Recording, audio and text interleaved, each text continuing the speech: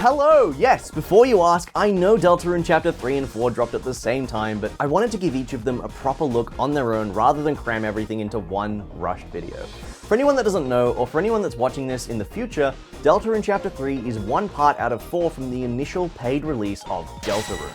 Released originally in 2018 as just Chapter 1 for free, the game has been slowly released in parts, with Chapter 2 coming in 2021 and Chapters 3 and 4 dropping in June of 2025 as a paid release. There's still more chapters to drop, but I don't think I'm over-exaggerating when I say the community went a bit feral between chapter releases, myself kinda sorta included. Chapter 3 though is really interesting because on the one hand it takes the silly goofy side of chapters 1 and 2 and dials it up to 11, and on the other hand it pulls a rug out from under you and throws a huge tonal shift shaped spanner in the works. More on that later. I think the whole thing is really cool, and yes, I love Tenor. But first, a word from our sponsor.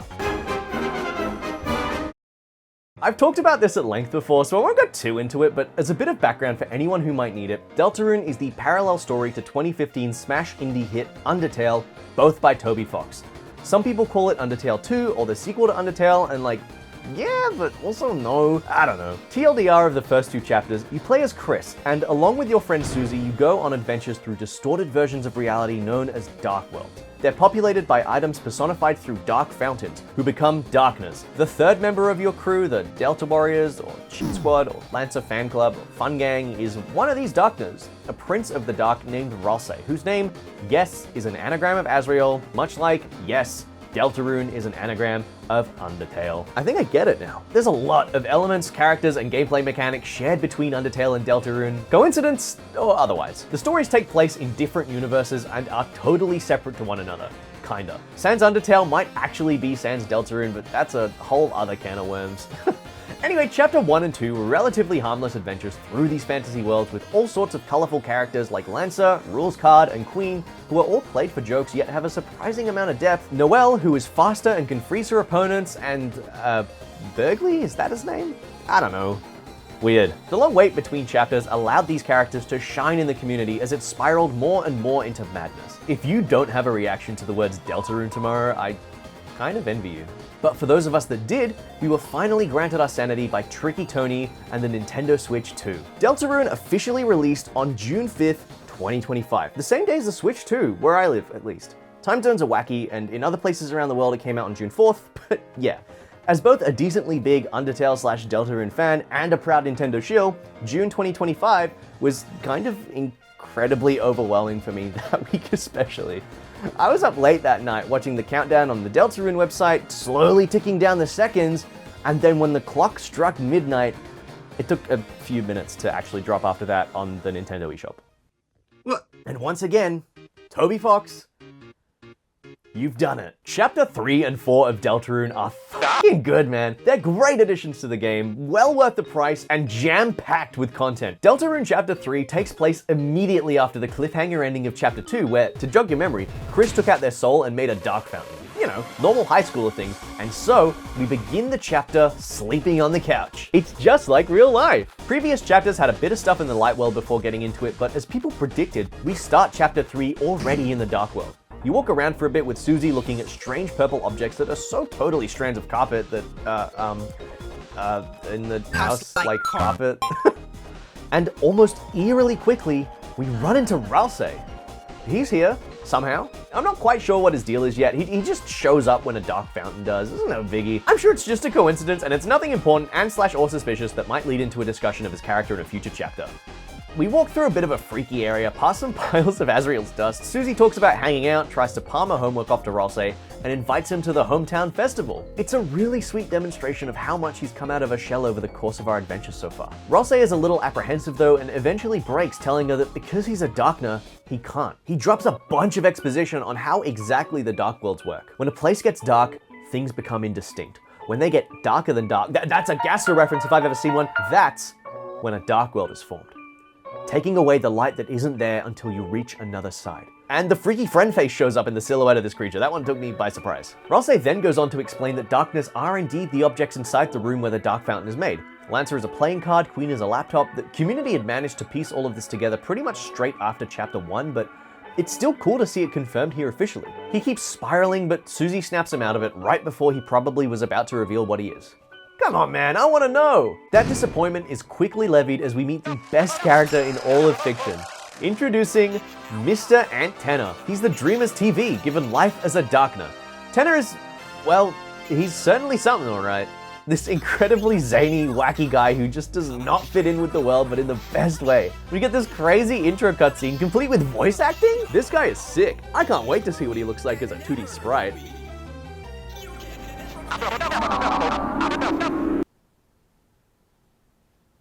Tenor is a 3D model turned sprite, kinda like Donkey Kong Country from the SNES. He does stupid little jigs all the time, he's in cahoots with Mike, and he is the best character in all of fiction. No, I will not be taking questions. Moving on. I don't know about anyone else, but this took me so completely off guard. Tenor is so out of left field and straight up doesn't fit into the world, but that's kind of his whole MO. We learn over the course of the chapter that he's struggling with the idea of becoming irrelevant with the advancement of technology in the world. For a guy that does silly jigs all the time, he has a surprising amount of depth. Tenor places us in a game show, we name ourselves the objectively correct 3-letter word, and oh yeah, I almost forgot, Mike is mentioned. That guy that Spamton mentioned that sent everyone into a frenzy? Yeah, the whole game show vibe was not what I expected going into this. Chapter 1 and 2 have a formula, for lack of a better term.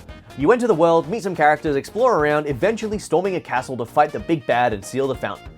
Chapter 3 takes this concept and spins it on his head. You don't actually get to go and explore the Dark World until roughly the halfway point of the chapter. That's not necessarily a bad thing though. This chapter messes with a lot of established conventions that we've gotten used to. The game show itself is super interesting and once again, not what anyone expected. We're sent to a board, which ends up being a really cool NES, Game Boy, Link's Awakening sort of thing, complete with 8-bit Chris, Susie, and Rousey, and you search around for different MacGuffins, all the while completing quizzes, puzzles, and battles to get ahead. You also meet Lanino and Elnina, manifestations of, I'm assuming, the Weather Channel, who have the healthiest relationship in the game so far.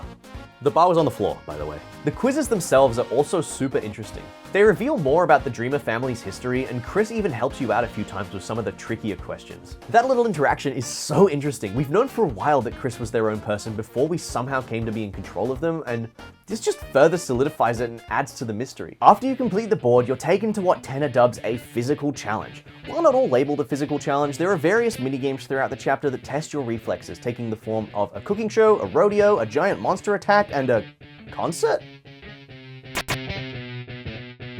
When the demon heart is crying and the blood is gushing bright, raise up your bat to the burning fight. When your hope is slowly dying and your future's lost in fright, raise up your bat and face the fright. Let's knock them dead into the night.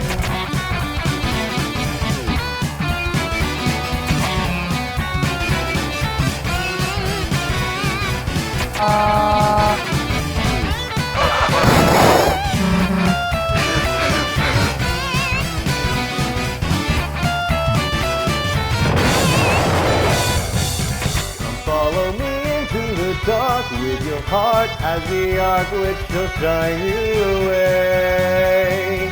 Because I'm with you in the dark with your heart as my mark which shall guide you the way. These minigames are so cool and such a departure from what we're used to. I think my favorite is Lightner's Live, a rhythm game that has you perform the song Raise Up Your Bat. Rousey changing the lyrics to be more family friendly was a nice touch that I genuinely didn't notice on my first run, because I was too focused on trying to appease Tenor to get that ever important S rank. Raise Up Your Bat was also teased during the Spamton sweepstakes in an almost throwaway line, which has me wondering what else that we've previously written off will come back in a big way. Speaking of ranks, at the end of each board you're graded for your performance, and then subsequently given a rank. In order of best to worst, these go T, S, A, B, C, and Z. Each rank corresponds to a new room you can access, which range from one-off gags to super cool lore stuff to access to the secret boss. More on that one in a bit. One room has you see these guys standing around a water cooler, which when interacted with throws you into a battle that requires you beg it for mercy. Another room features minigames, and one of the more interesting rooms features this gumball machine, which allows you to deposit points for items. Putting in a certain amount of points gets you... Oh, what the hell? Yeah, I'm not entirely sure what's up with this one, and weirdly, I haven't seen too much about it online outside of people discovering it and being weirded out by it. This room plays the song findher.org, which is associated with Noelle's missing sister Des. It's an infinite looping maze with zero collision, so you can just walk on the air. Eventually you find a blue gumball machine, which when interacted with spits out a bunch of mumbo jumbo about not being able to find something, and then it says you couldn't find your hand. And then you're back the way you were, only without the gumball machine. Huh. I'm sure it's just Tricky Tony pulling our legs, there's nothing important. So you gotta do 2 of these game boards. The first one has you search for keys, and the second one has you take photos. There's a bunch of really nice interactions between the Fun Gang and Tanner while you play these. We get a bit of a hint at Tanner's more sinister side, and also Rules card forms a throuple. I didn't expect that, not gonna lie, but hey, power to him. This game released in June after all. After 2 of these boards, we're able to break out of Tanner's green room to find the dark fountain, but more importantly, we find Snoriel! Toriel! She's soundly asleep on the beloved living room chair, Cheriel. It's nice to see another lightener in this dark world. At the end of chapter 2, Chris slashed Toriel's tires, prompting her to call the police, making people think that she, along with either Undyne or Napstablook, were gonna play a big part in this chapter, so it's nice to see that, you know, she's at least here, I guess? Getting a beauty sleep, yeah, but I mean, it's better than nothing. Tanner captures us, forces us into another board that he's in control of, casually drops one of the saddest lines in the game. How bad was Toriel and Asgore's divorce that the TV has trauma? And we escape.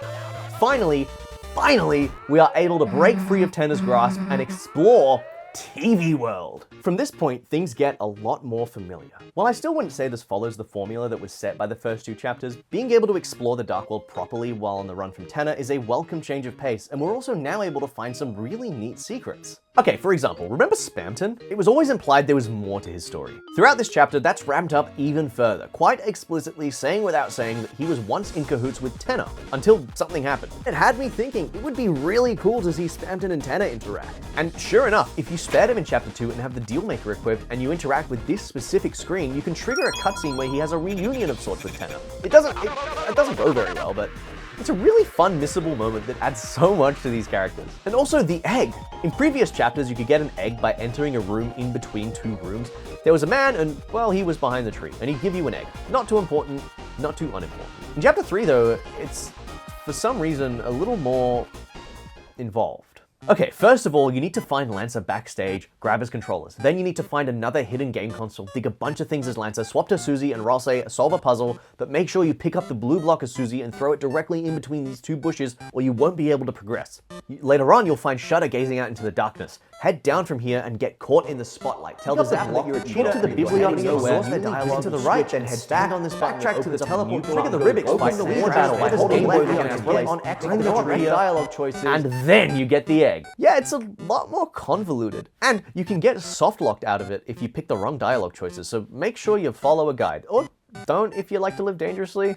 This whole sequence is eerily cool. There's a bit more world building here, and also in the whole chapter, to be fair, on Chris's character outside of being an involuntary blank slate for us, the player, including some stuff about their childhood, their upbringing with Asriel, and the 7 flying aces, which I wouldn't be surprised to see come back in some way in a future chapter. That's also the same number of human souls that Asgore needed to break the barrier in Undertale, but I'm sure that's just a coincidence. I have no idea where the narrative is going with the man, and now we have a named location related to him, Man Country, but I'm really interested to see what other people think and where it all goes. Moving on from the egg, while we're on the topic of this part of the chapter, there are some standout moments, like this one here of you and a bunch of enemies sneaking around, or the quote-unquote fight with Rules card where he changes the rules of the battle, whips out a laser pointer, leaves his thruple, optionally gets replaced in his thruple by the original Star Walker. Visit the green room once more, and finally, face off against Mr. Ant Tanner himself. He shows us a memory of when everyone was happy, giving us our first glimpses of Asriel and Death in the process, just super casually,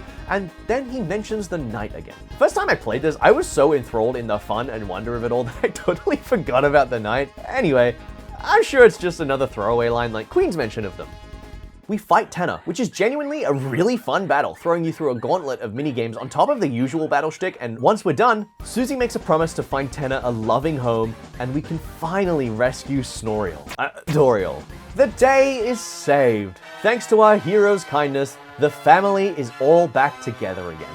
Now we can finally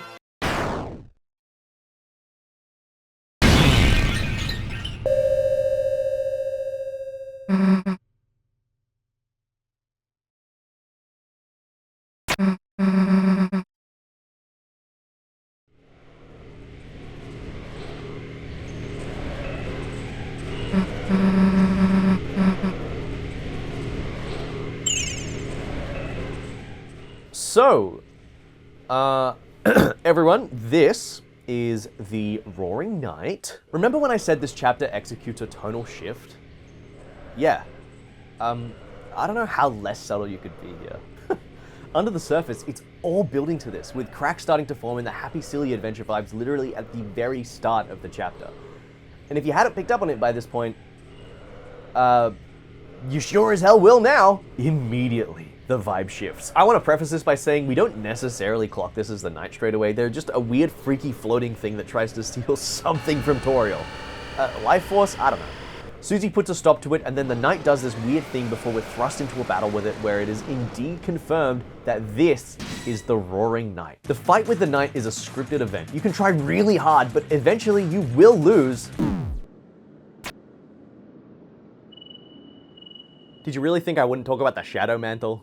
Remember how you can get different ranks in Tenna's boards? If you get a T, S, or Z rank, or otherwise purchase an S rank from the Pippins just outside the green room, you can enter the special S rank changing room, where this guy, Ram, tells Chris about a secret game that has been prepared for them. According to Ram, the version of the NES-style game that Tenna uses in TV time is a heavily modified version, and this one backstage is the original. After finding a controller with pink and yellow buttons, we're sent to the map that we play on the corresponding round, except this time, Chris's avatar can pick up a sword and fight the enemies that now populate the map. Doing this on the first map lets you A, kill a harmless bluebird, and B, find the ice key, which when you do the same thing on the second map after round 2, oh, that's another thing, you have to get S rank on both the first and second rounds. I didn't know that on my first playthrough. You can enter a dungeon. This dungeon is weird, man. And if you think I'm making a funny weird rap joke, good. You have to kill everything in here and then find a mysterious figure in a white cloak that is faster and can freeze opponents, including this peculiar little bluebird. I'm sure it's just a coincidence though. This dungeon to me comes across as a pseudo-tutorial for the weird route in chapter 2. The hooded figure bears striking resemblance to Noelle, you gotta freeze a bird, and there's a bunch of text like the forbidden path began with ice magic. Obviously, we already know about the weird route and have since like a day after chapter 2 dropped, but imagine for a second that someone is playing this blind for the first time at some point in the future. This is a really clever way to hint at the idea that, yeah, the forbidden path does indeed begin with ice magic. Once you reach a certain point in the dungeon, there's another door. The ice key is used up, the hooded figure is used up. After a few moments, you are used up. It's weird and it's creepy, and I'm sure it'll have some connotations in the weird route in future chapters, and when Chris turns to look at us or look away from the game, I don't know, their face is all pale and gray. Kinda like the vessel that we make in chapter 1. But I'm sure it's just a coincidence, right? The final time you play this game is right before the confrontation with Tenna. If you got the shelter key, we see Ram mid-petrification who imparts a few kinda sorta poignant words, and then we enter the final dungeon of this strange NES Game Boy sort of thing. Making it through requires killing not only the enemies in the dungeon, but the avatars of Tenna, Ralsei, and Susie, and we're brought face to face with a mysterious entity known as ERAM. The fight with ERAM is really fun, honestly. It's straight up a Zelda boss, which continues the trend of this chapter doing things I don't think anyone could have predicted. It can conjure up friends to attack you, and although challenging, it's not an impossible fight. After beating it, the mini Chris is able to leave the game world, freaking out the actual Chris, and we successfully obtain the Shadow Mantle. In the previous chapter, Shawn warned that the next adversary that held a Shadow Crystal would be impossible to defeat without the Shadow Mantle, so, I mean, here it is. There's also a moment here where you can still control the mini Chris and try to attack Susie, which, yeah, interesting. Not sure what the implications of being able to attack her are. I'll leave that to the theorists. Once you have the Shadow Mantle, you're able to actually stand a chance against the Roaring Knight. It has a bunch of attacks that can one-shot you if you're not defending or wearing it.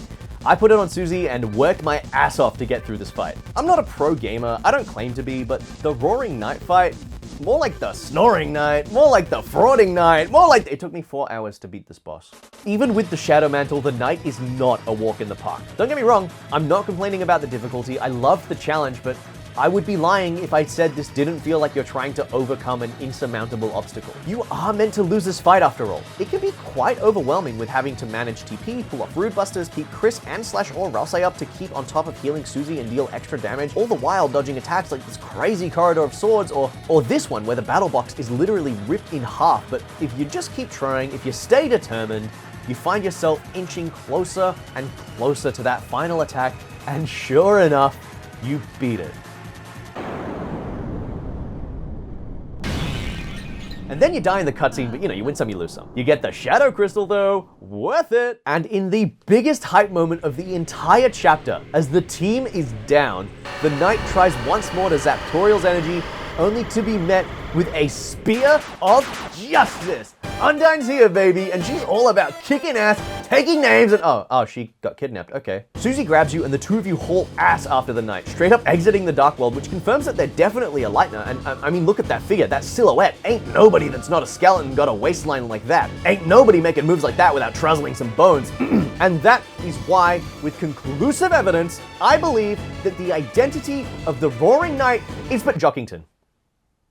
Just kidding, it's probably Des, but we don't actually know just yet. Chasing after them though, we finally get some nuggets of information about the bunker, which is actually called the Shelter as it turns out. Namely, there's a Dark World in there. It's got something to do with the Knight, and Undyne's now being held hostage in it. This fun, silly adventure just got serious. People are now properly in danger. Plans are in motion. The stakes are set, and at this moment, you are powerless to stop them. In frustration, Susie hits the door, revealing a panel, and heads back to the house to seal the fountain of the TV world. Chris pauses for a moment, inspects the panel, and...